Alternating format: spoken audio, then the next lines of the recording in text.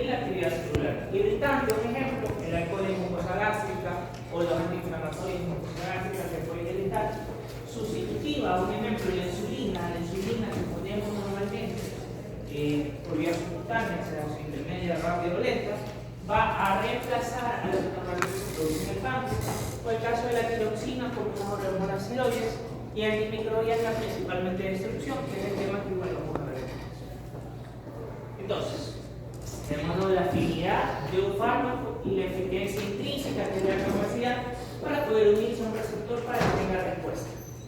Tenemos diferentes tipos de receptores. ¿Cuál es la ventaja o cuál es la importancia de cada uno? Que dependiendo de qué receptor va a aplicarse cada medicamento, el tiempo de respuesta. Por ejemplo, cuando vamos a ver generalidades del sistema nervioso autónomo, receptores acoplados a canales bióticos, ¿sí? Por ejemplo, receptores nicotínicos que van a actuar en milisegundos, receptores acoplados a proteína G en segundos o minutos. Ejemplo, beta-adrenérgicos, receptores muscarínicos, que vamos a ver después en generalidad del sistema nervioso autónomo. Receptores con actividad tirosinasa, estos actúan en minutos a horas. Un ejemplo, receptores de insulina y receptores nucleares, que son para esteroides de tiroxina, que van a actuar en horas o días incluso. Entonces, la idea es que el fármaco se une al receptor según qué fármaco se viene, qué sistema va a actuar, a qué receptor va a actuar para tener una actividad como tal. Entonces, esto es importante, chicos. Agonismo y antagonismo. Agonismo quiere decir que va a producir una respuesta. Se une al receptor y se va a poder activar. Puede ser un agonista total, quiere decir que se une al receptor y va a dar una respuesta de manera total. Inotrópico, de manera total, va a dar inotropismo o aumentar la contractibilidad cardíaca. Un agonista parcial activa el receptor, pero no va a generar una respuesta máxima. Un antagonismo competitivo, esto es lo que vemos muchas veces, no solo por el citocromo, que lo puede inhibir o lo puede estimular, puede que dos sustancias vayan a actuar a nivel del mismo receptor y compiten para ver cuál llega primero, y la que no llega lógicamente no va a tener respuesta. Eso es lo que se conoce como antagonista competitivo. Ejemplo, un metabloqueante como el propanolol o la atropina. Antagonismo no competitivo, se une a otro sitio, pero va a impedir la activación de este. Y un modulador alostérico, bueno, eso de aquí es modificar la respuesta, pero no se une al sitio. ¿Cuál es la finalidad de estas? Que se una al receptor, a diferencia de este modulador alostérico, y va a permitir hacer la función de manera total, de manera parcial, o bloquea la función de uno de los otros, que es antagonismo competitivo. Para competir se necesitan dos sustancias que van a competir por el mismo receptor. Ejemplo, naloxona versus morfina, en el cual la naloxona va a revertir la depresión respiratoria, que normalmente sería un antídoto para la morfina, que es un opioide central que sirve para aliviar el dolor. Relación dosis-respuesta. Lógicamente, cuando yo doy un medicamento, la dosis que yo voy a dar, yo espero una respuesta adecuada, una respuesta terapéutica al paciente. Vimos un poquito del efecto umbral. Normalmente, para una célula despolarizarse, para llegar a una respuesta farmacológica, tiene que llevar una dosis mínima para tener un efecto, la potencia de ese medicamento que va a tener y la eficacia, que no es lo mismo, y la saturación de receptores. Eso también puede ser importante. Si los receptores están saturados, el fármaco no va a poder unirse a ellos y no va a poder actuar. Entonces, potencia y eficacia. Esto es decir, potencia quiere decir la dosis que yo voy a dar, pero no quiere decir que si yo aumento la dosis voy a tener una mejor respuesta terapéutica. Un ejemplo, yo puedo dar un antiinflamatorio, 800 miligramos, y llego al umbral para poder aliviar el dolor. Si yo aumento la dosis, no quiere decir que voy a tener mayor alivio del dolor, porque ya llegó al umbral. ¿Sí? Entonces, la eficacia sería dar una dosis adecuada para poder llegar al umbral y tener un efecto terapéutico. Mayor potencia no quiere decir que vas a tener una eficacia terapéutica. Muchas veces puede llegar incluso una sobredosis con eso. Eso es índice terapéutico. La relación entre la dosis media y la dosis eficaz. Entonces, un poquito de lo que hemos visto hasta ahora. ¿Cuáles tienen buen índice terapéutico? Penicilina, ibuprofeno, amoxicilina. Son medicamentos que yo doy de manera normal. Como ya vimos, ningún medicamento es totalmente seguro, pero no va a haber mayor problema de intoxicación o manejarlos que bueno manejar. Digoxina, ¿cuál sería el problema? Ya vimos. ¿Cuál sería el problema de la digoxina? Y que sale como índice terapéutico estrecho. Estrecho quiere decir que no tengo mucho margen de error.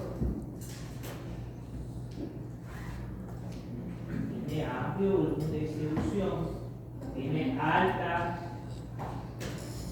nivel tisular, puede haber intoxicación por hereditaria. Warfarina, ¿por qué tiene un índice terapéutico estrecho? ¿Por qué? ¿Por qué? Por hipovolemia. Recuerden que la warfarina es un medicamento. Depende de la cantidad de proteína. Exacto, que se va a inhibir en gran medida a nivel de la proteína. Entonces, aparte de que va a depender cómo está la proteína, en este caso la albúmina para la unión, puede tener pacientes que pueden tener hemorragia, ¿sí? Tenemos fenitoína, en este caso vamos a ver que los ansiolíticos tienden a tener, al inicio tienen una respuesta favorable, pero después hay mucha dependencia y la respuesta no va a ser tan eficaz. Ok. La ventaja terapéutica, lo vemos un poquito en farmacocinética, se supone que es el rango en el que yo trato de dar una dosis para llegar al umbral, pero evitar complicaciones o efectos adversos. Esto da siempre, primero, la farmacodinamia es diferente a la farmacocinética. La farmacodinamia yo no puedo poner 2 más 2 es 4. Es como que aquí Adrián me llama. Sí. Yo le doy a las 2 el mismo medicamento, pero yo no puedo esperar que las 2 actúen igual. Porque aquí la edad es similar, pero aquí puede diferir el defensa corporal, puede diferir los factores genéticos, puede diferir la alimentación. Entonces, en eso cambia la farmacodinamia a pesar de que el mismo medicamento. Las extremos de la vida, neonatos, pacientes laxantes gracianos, siempre hay que tener cuidado respecto a eso. Aquí, tal vez porque los sistemas enzimáticos, la parte metabólica no está madura, y las personas ancianas porque puede haber algún problema hepático renal. Peso y composición tiene que ver con la distribución y la concentración del fármaco. A una persona con desnutrición, a una persona con obesidad mórbida, va a ser diferente cómo va a funcionar el medicamento. Factores genéticos, tuvimos el ejemplo de la codeína, que es un fármaco que se vuelve a morfina, y con los citocromos, como hay un problema en ciertas razas para poder convertir esa morfina. Que ya lo vimos en los ejemplos que pusimos. Estado patológico siempre se ha repetido, insuficiencia renal hepática. Tolerancia, esto sucede mucho cuando se da un medicamento, normalmente dependiendo del tipo de medicamento, yo doy un medicamento, un día, 2 días, 3 días, 4 días, 5 días. Conforme va pasando el tiempo, se vuelve tolerante. Y dependiendo de qué tipo de medicamento, puede tener menor o mayor tolerancia.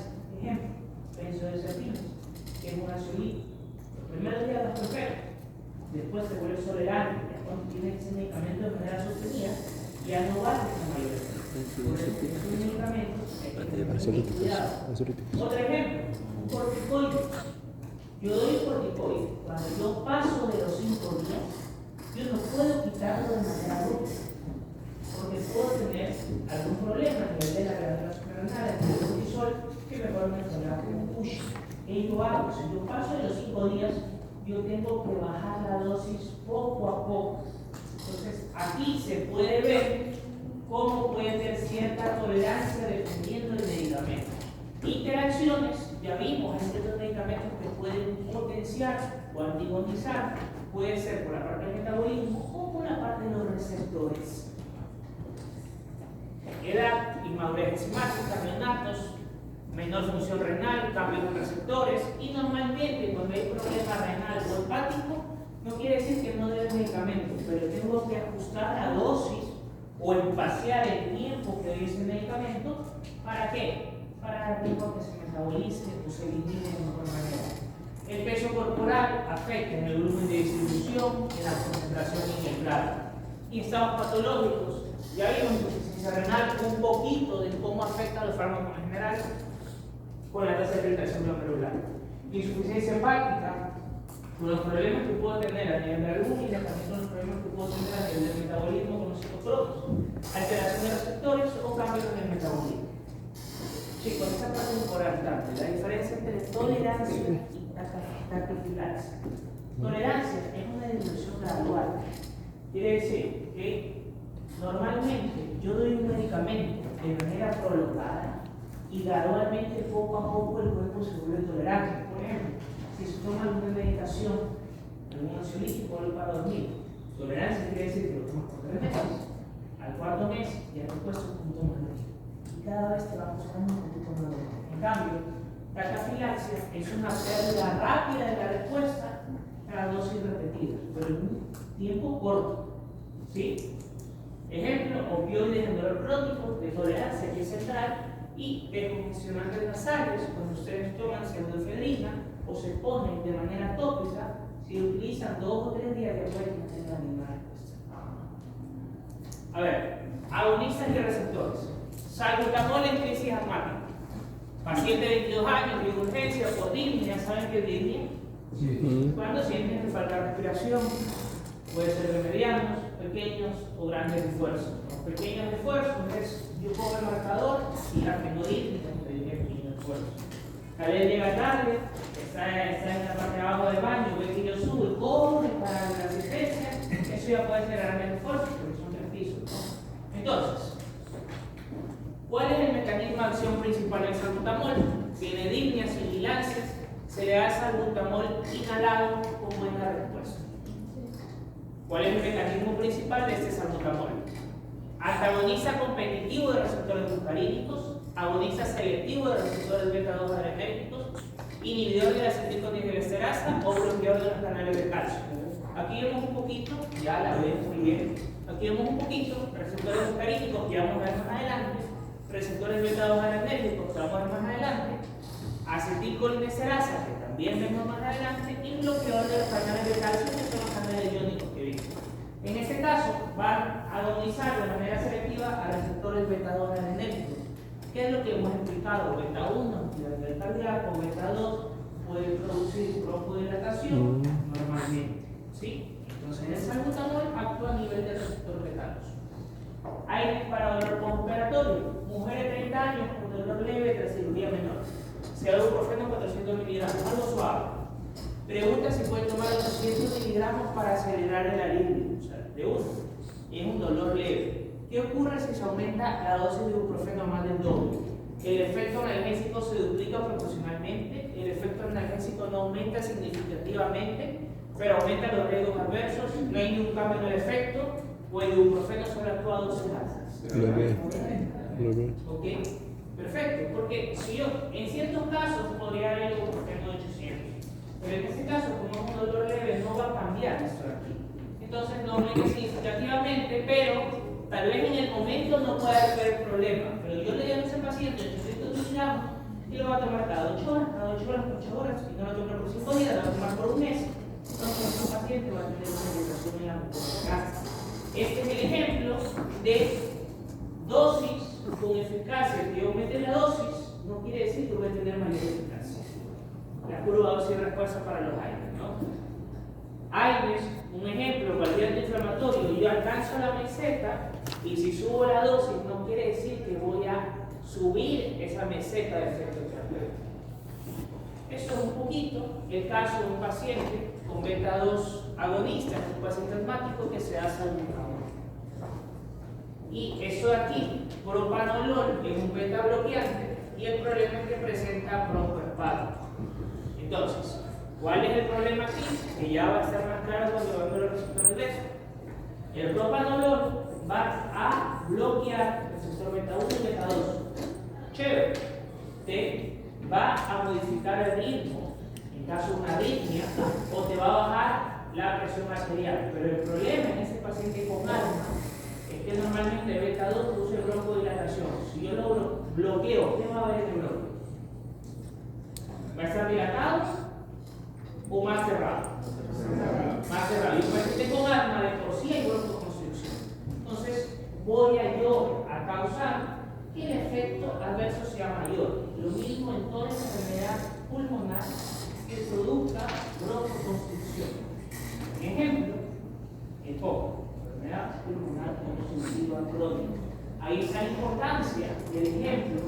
Si yo doy un beta bloqueante que actúa a nivel general, actúa a nivel de beta 1 y a nivel de beta 2 que tiene repercusiones pulmonares. Por eso yo puedo utilizar solamente inhibiendo un solo receptor.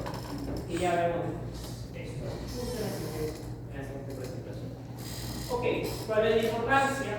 Seleccionar de manera racional el medicamento, ajustar la dosis, no solamente según la patología, según el tipo de paciente, prevenir efectos adversos y tener la seguridad terapéutica.